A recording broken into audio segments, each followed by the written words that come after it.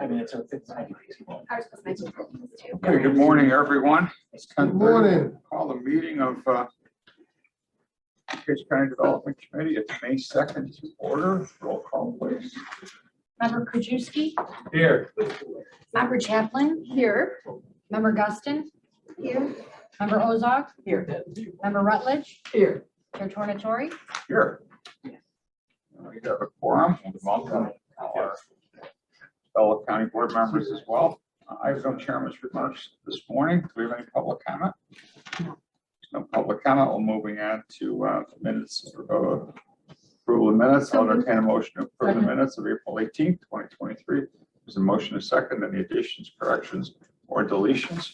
Hearing none, seeing none, all those in favor? Aye. Any opposed? And the minutes are approved. Moving on to our only item of business this morning is a presentation by Pesca Associates and Ansel Blink regarding the Lake Street zoning overlay district. And Jessica, I understand you're going to introduce speakers.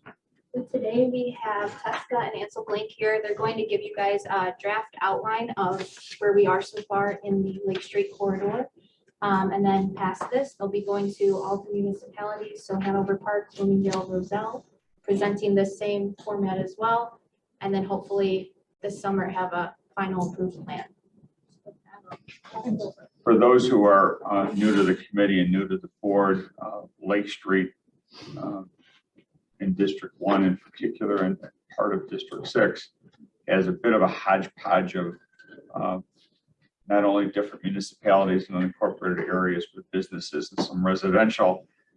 It's been somewhat problematic for the county over the years and for the municipalities. And some time ago, there was the thought to try to come up with a plan to maybe have some kind of consistent zoning through there so that as the particular property owners were to decide to possibly annex into one municipality or another, there would be a consistent zoning plan. That's what this overlay is presumably going to do at some point with the approval and cooperation of all of the municipalities as well as the county.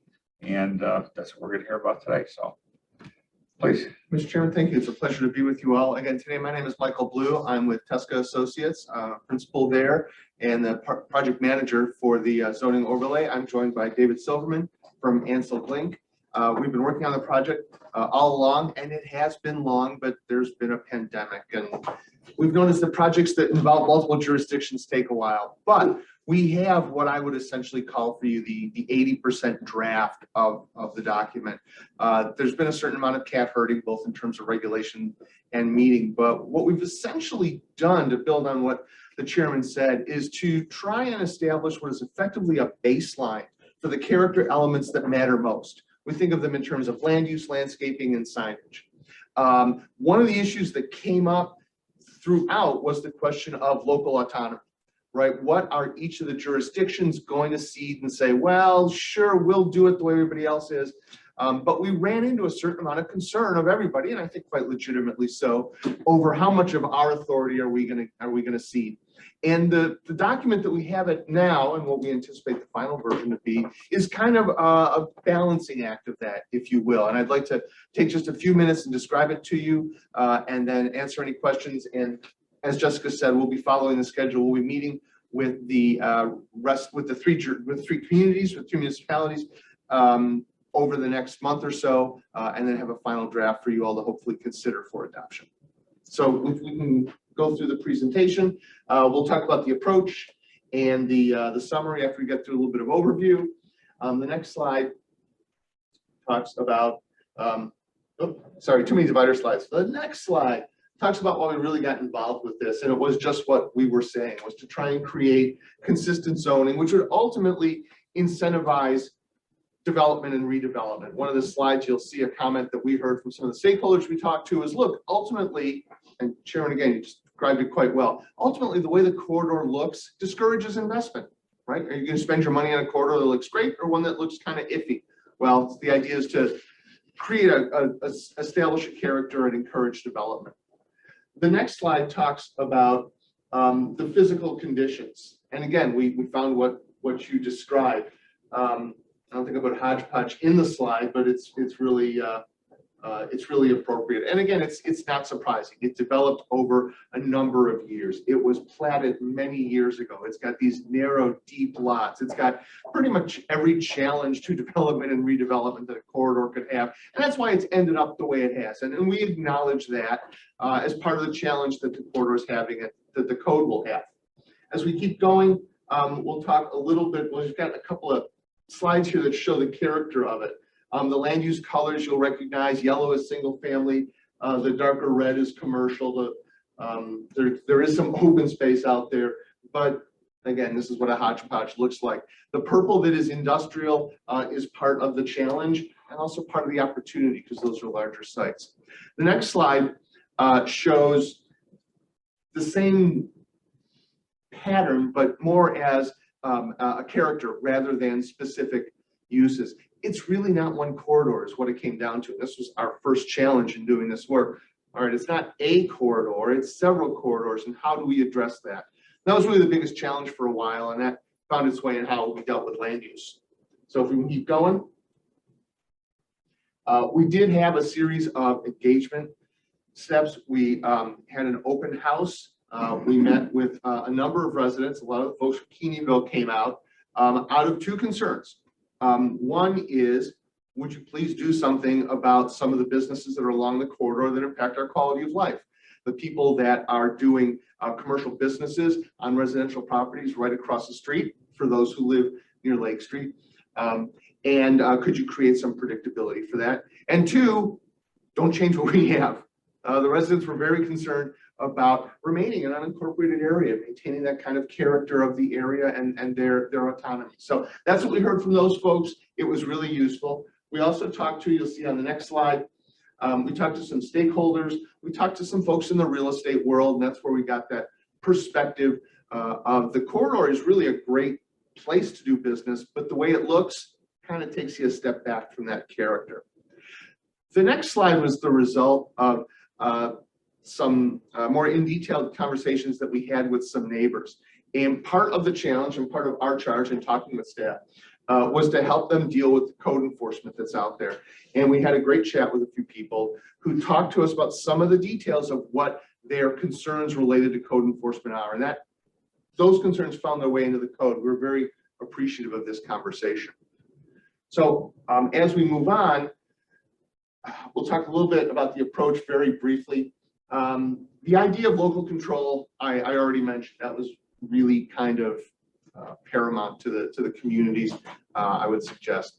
The other idea of the zoning districts, which is the real challenge of creating an overlay, is how do you take all the zoning districts and all the jurisdictions and merge them? And we created overlay groupings, and I'll show you that in just a minute. Code enforcement, I met.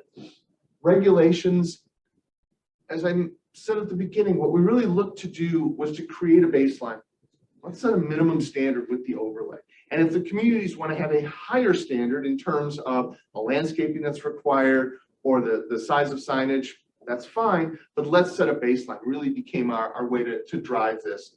And then the key is to have the authority and the process to do it, and that's really about an intergovernmental agreement, and we're also working on that with Ansel Blink. We keep going. These are the 8 sections that are in the document. We'll go through them really quickly. There's a lot in here, but in the interest of time, we'll touch on just the high points and glad to answer questions. So the next slide talks about the intent and purpose, because every good zoning district has got an intent and purpose section, and you see underlined some of the keys that I've been standing here talking to you about, and we can make sure that you have this. Common standards, consistent development, consistent code enforcement, a way to mitigate potential adverse impacts of commercial development. You all read zoning, that's not really a surprise. So if we go to the next slide, we'll talk a little bit about the administrative provisions.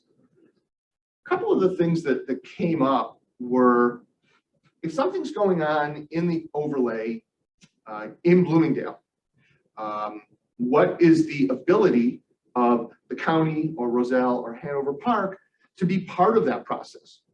Do they get a veto on a zoning entitlement? Do they get a vote on a zoning entitlement? We offered that because we like to offer the menu, but was not our recommendation. It was certainly something that the jurisdictions were not interested in. And the steering committee we're working with was a group of staff, and occasionally elected officials did become part of that group.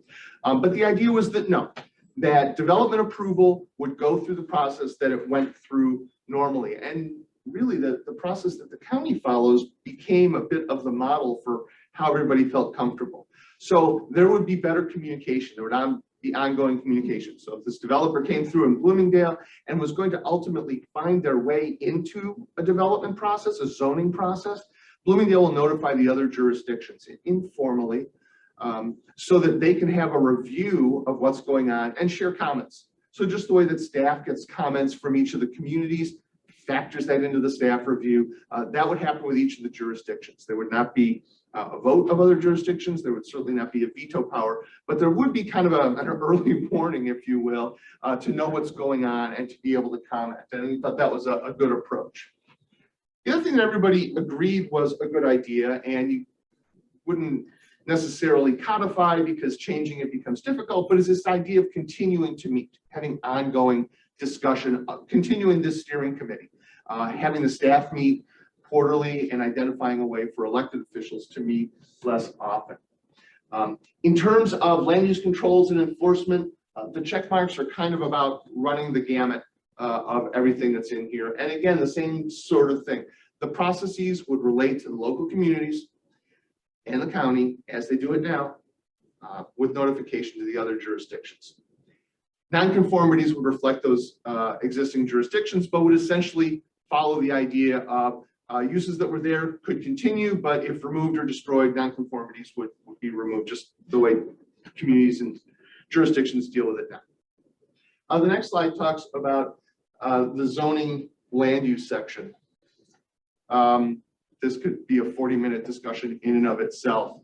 So this is the technically more complex idea, but in order to create commonality of land use, and this was frankly the biggest sticking point as we went through the process with the steering committee and with the communities, was to create a common set of zoning, what do we call them, zoning land use groupings, so that we took everybody's commercial district, everybody's industrial district, everybody's and put them in this same grouping and attach these level of permitted and special uses to them.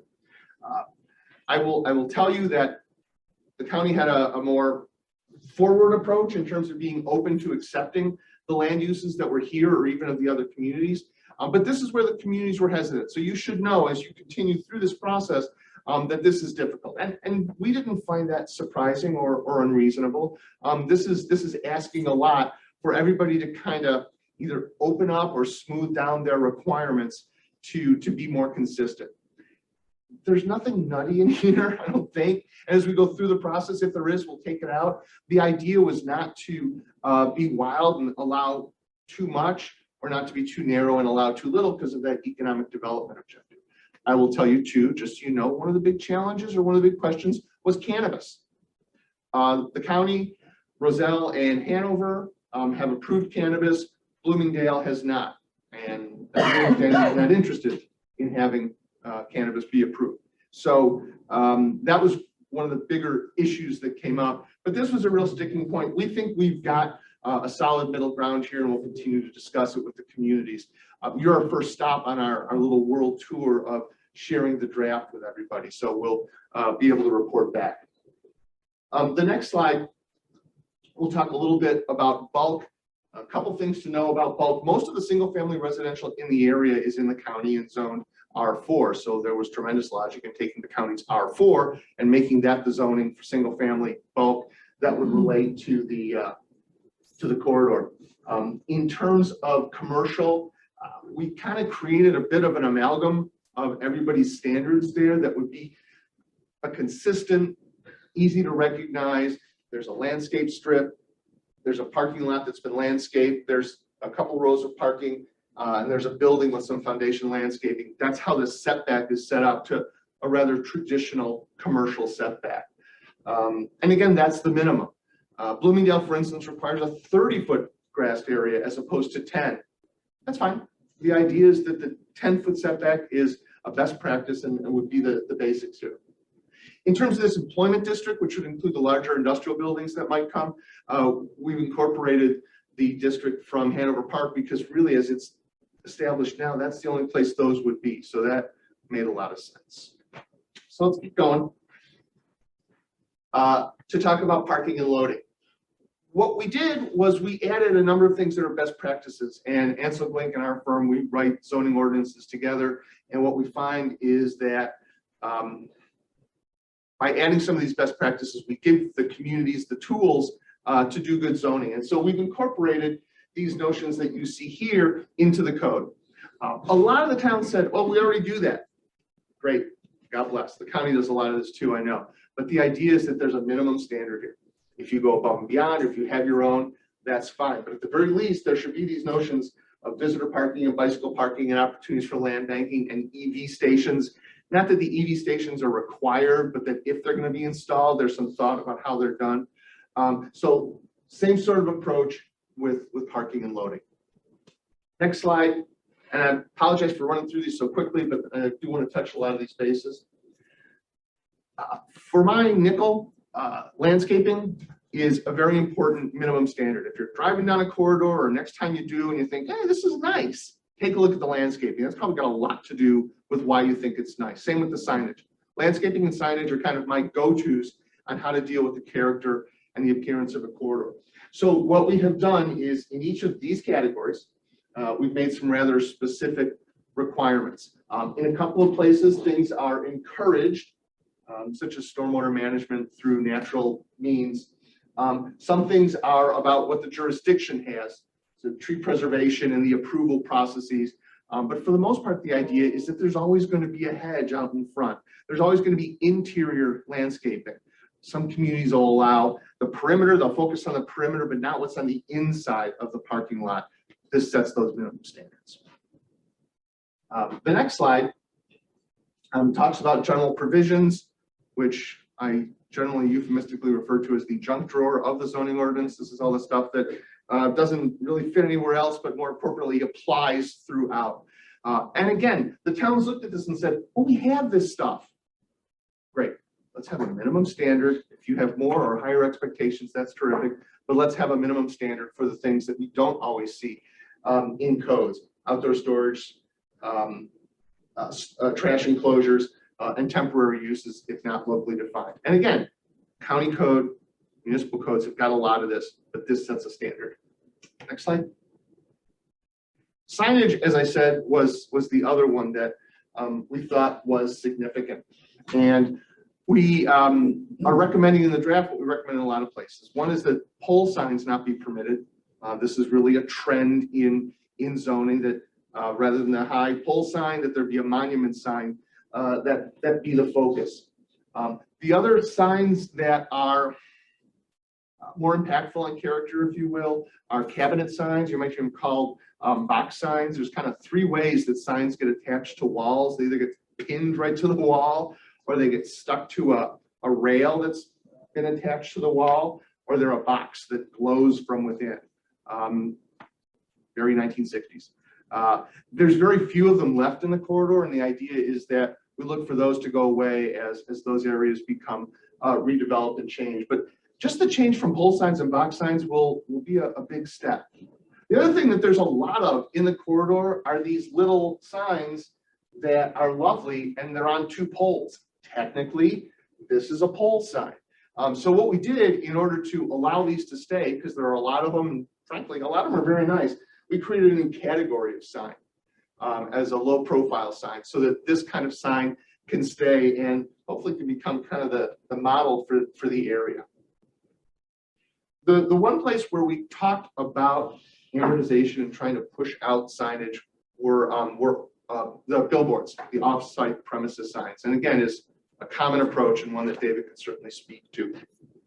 If we keep going, the last thing in the code is definitions. So definitions get written for every land use that we have back there in that table. Every land use that we create in those group categories, we will have clearly defined so that it can be applied. So that when staff is wondering, does this fit? There's a clear definition to be applied. We'll do the same thing with signs so that there's a clear understanding of the distinction, as I described to you all, between a box sign and those pin mounted signs. What are the things that belong in the corridor? What are the things that we're looking to encourage? So definitions are really more a technical aspect, but as those who manage zoning on a day-to-day process, on a day-to-day basis will tell you, it's a very important part of the tool. And last but not least, we'll talk a little bit about next steps. So we're going to spend this month and next, as we mentioned, talking to the communities. We will prepare a complete draft of the document, and then the document will come back to you for your consideration for recommendation of approval and adoption into the county code. We'll do the same thing with each of the communities. There'll be an intergovernmental agreement that Ansel Blink is working on that makes all of this tidy, is my best definition of it, David. You can certainly be more clear, but that's what's going on next. And again, we were very glad to work with you on that. We really enjoyed working with your staff and the other communities.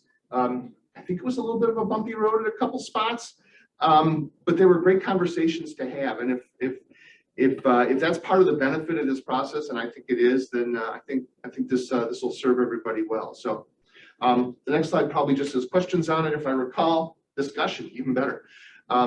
So if there are questions or comments or things we can change, or David, if there's something that you wanted to add that I missed, or Jessica, Paul, anything that I should have said. It's close to 20 minutes. How long have you been working on this? You said you've been a long time. It's the better part of 3 years. 3 years. And the only other question I had really was, you mentioned Keeneyville and wanting to stay unincorporated. Are we looking to annex any part of this? So ultimately, part of the objective is that the commercial areas will be incorporated into the communities. But the folks in Keeneyville have suggested they have no interest in that. And so that's not part of this process or part of our recommendations going through. I don't know if you want to expand to that. That's fair, yeah. Please. Thank you. Sure. How much of this corridor is unincorporated versus municipality? Wow, that's a really great question that I should have an answer to. I think about 75% of it is incorporated in a municipality. And once these things all get approved, is it just going to be kind of a rolling until you get to the vision on the corridor, or will there be any kind of mandates for these businesses to adopt the theme, or, you know, however you guys choose to proceed? As is common with zoning, our expectation is that the standards will be applied as there is redevelopment. It'll also be useful if you all get requests for, and any of the towns get requests for special uses or variations or that sort of thing. These standards will help define how you consider those. But no, we're not looking to go to businesses or property owners and say, all right, we've adopted this, now you've got to do it. Okay, all right, thank you. And to that point, if the overlay has a rezoning component of it for a particular property, is there going to be a provision in the ordinance that potentially they could apply for a grandfather type of use versus immediately changing that zoning on that parcel, number one? Number two, I anticipate that this study kind of started because it was not looking real good in the area there. So they needed more of a beautification component to that. And we had that on our Ogden Avenue corridor study.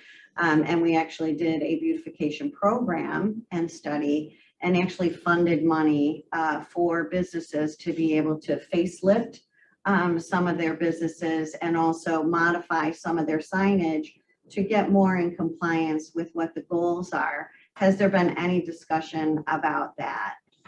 Other than the attachment of these landscape and other standards, there's not been discussion about creating a program for beautification. Not yet. This certainly doesn't preclude improvement to the properties or as they exist now. As for your grandfathering question, everything that's effectively in place now in terms of the ability to ask for rezoning or amending a code is going to be in place for those moving forward. For example, one of the things that we've looked to include that we heard when we had the open house was, it's a commercial corridor. It's an auto-oriented corridor. We heard from folks that fix cars. They said, hey, am I going to be able to do this on the corridor? And we tried to be attentive to that. The flip side, of course, is what we heard from the residents at the open house was, don't let them fix cars, right? Well, that got to be the code enforcement question. That kind of sorted itself out pretty well, actually, right? Because the auto repair concern was not really about the businesses that were doing it right. It was about the people that were not paying attention to anybody's ordinance, quite frankly, and doing it on vacant or undeveloped properties that were nearby. So, but all of those procedures for trying to have an amendment or to grandfather are still in place. We're hoping it won't be too big of an issue because, as you saw, those categories are pretty broad. We don't have a specific list of, these are the 70 things that you can do with land uses. The categories create kind of a broader approach. Liz? Thank you. And then you need all the communities buy-in to move this forward. Yeah. Yep, all of them you have to. So if one says like we're not on board with this, then it thumbs down. I suppose. Yes, that's exactly. Sort of in there. What was it? Yeah. it's sort of been there. Okay. Yeah, and that's part of the 3 years was we've been there a couple of times. Okay, so you've worked really hard to try to get everybody on the same page. We tried to this knock last that draft. together, yes. Yes. Just a couple of things. When we started these programs, we started them as land use programs, Mhm. comprehensive land use. We call them corridor land use plans. And the whole idea of a land use plan is to get all the jurisdictions on board together, and we did it by corridors. So we were only dealing with a few municipalities as opposed to the whole county. So that first effort, which occurred on this corridor as well, was done probably about 7 years ago, was the attempt to get the conceptual land use ideas in place. And really what that was, just all the communities talking along with the county together. We were able to overcome some obstacles, and we got all the communities to buy into the land use plan and actually adopt the land use plan. It was the first time the county had adopted a new land use plan or amendment to land use plan since 1990. The next step on this corridor, which is the first corridor that we put it on, was to actually overlay zoning, not just conceptual land uses, but actually come up with an overlay of zoning. And as Michael said, that was a bit of a big lift. It still is. It's not done yet, but we hope to have all the municipalities get on board where we have a comprehensive zoning ordinance for this area, which it's not conceptual. This is, if you're going to do the next development, this is the zoning code that you will have to follow. I'm oversimplifying the zoning code, but all things that Michael talked about will be in that zoning code. And so the idea will be that it's not just a matter that if you come to the unincorporated county area, the county's going to say you can do this, which may be antithetic to what a municipality might want to do. We will all be on the same page with the zoning code. That's the idea here. Yeah, it looks like a good plan, consistency, like you said, and all throughout, and everything will match up. So yeah, I think. And we are seeing a little bit of what we have tried to do with the land use plan updates that Tesca's helped us with before. And also, even though it's not been approved yet, this zoning overlay district, we've already seen movement on the corridor where we've been able to clean properties up through code enforcement in anticipation of the communities getting together with this plan. We've also seen a few communities, while properties are still in the unincorporated area, they're redeveloping in the unincorporated area, not necessarily the ultimate use that we would like to see there, but we've seen land uses that have come in where they've talked to the county and they've talked to, for instance, the village of Roselle, and both county and Roselle says that use is a good interim use. So this whole process is actually getting the communities to talk with one another in the county is working. The corridor is cleaning up. It's not big brass and glass developments, but it is cleaning up because of this process we're seeing happen. And I would suggest to you, as you probably know well, a lot of this started out of concerns over code enforcement and individual properties, or a handful of individual properties. And that's really where I think the town's approaches were at the beginning, was let's deal with these specific issues and properties. And what took a while for them to understand, and David clearly portrayed to them a couple of times, was the idea was, no, this is not about individual, this is about an overall corridor. And so that's really the way we've encouraged people to think about it. And that's I've got a couple of questions too here. So in lay person's terms, existing properties aren't going to be required to change what they have under the zoning overlay. Right. Essentially, okay. I was a little bit confused though. It was my understanding that this corridor, all this property was going to essentially be a zoning district with zoning requirements to develop, if not changing existing businesses for future development. But then I thought I heard you say individual towns will still have their own zoning requirements, entitlements, and we'll just notify the other towns about that. So I'm a little confused. Sure. That's the procedural aspect of it. So we didn't create a whole new special use process for everybody to follow, right? The first part of what you said is the case in that the uses are defined, the setbacks are defined.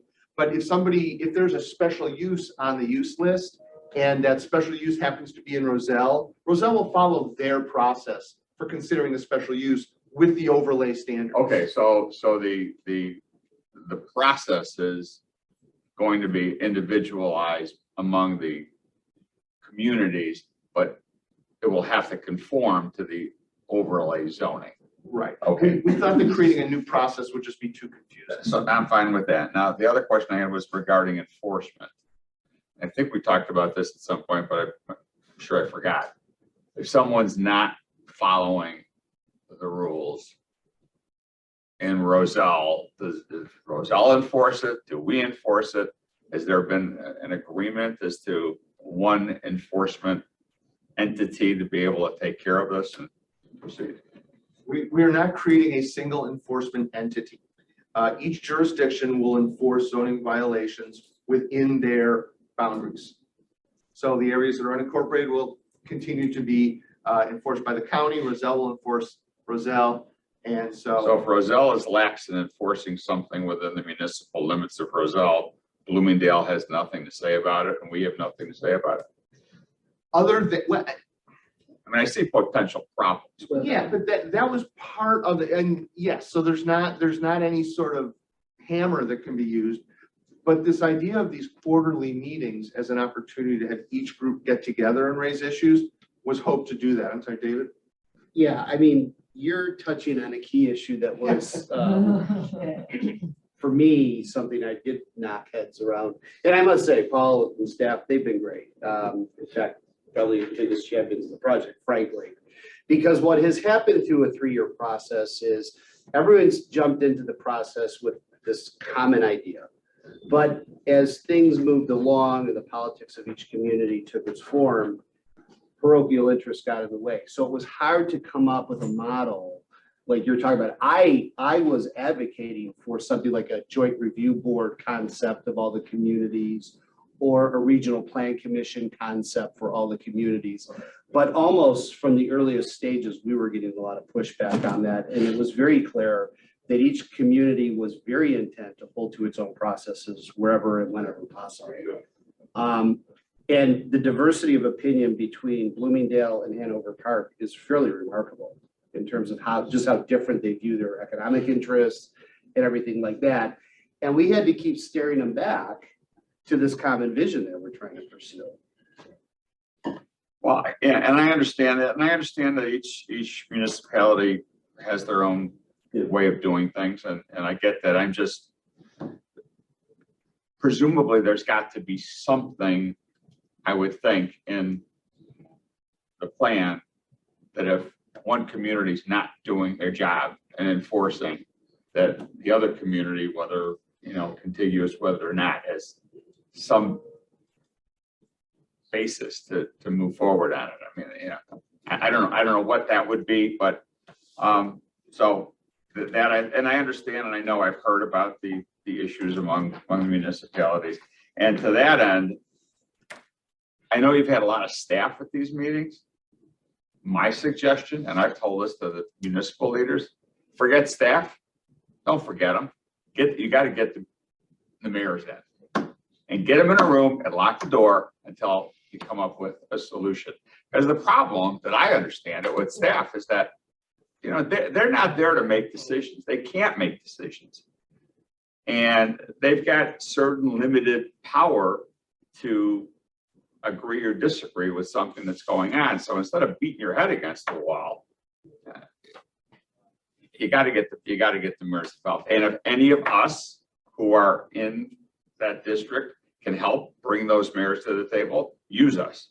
Because I'll call the mayor of Roselle, the mayor of Bloomingdale, the mayor of Hanover Park and say, let's get together. I know a great restaurant they can go to, okay? And they can come and they can sit and we'll literally lock them in a room and say, we got to get this done. And I think that's the way it's going to move forward a little bit more quickly than having it staffed out. And I know it's going to be tough because they don't really want to be in the room necessarily. But I would tell you that was the original intent. We had a couple of elected officials, Mayor of Hanover Park in particular, came to a couple of the meetings, was all for it. But it was not we didn't have the breadth of that membership at all the meetings. You're right. Okay. Well, thank you for what you've done. It's come a long way. It's a heavy lift. It's a big lift. I know that we've talked about it for years. And Paul and Jessica and the staff have done a great job on our end, and just keep moving forward. But use us as the elected officials to maybe nudge some of the local elected officials to the table if need be. Absolutely. Thank you all very much. Thank you.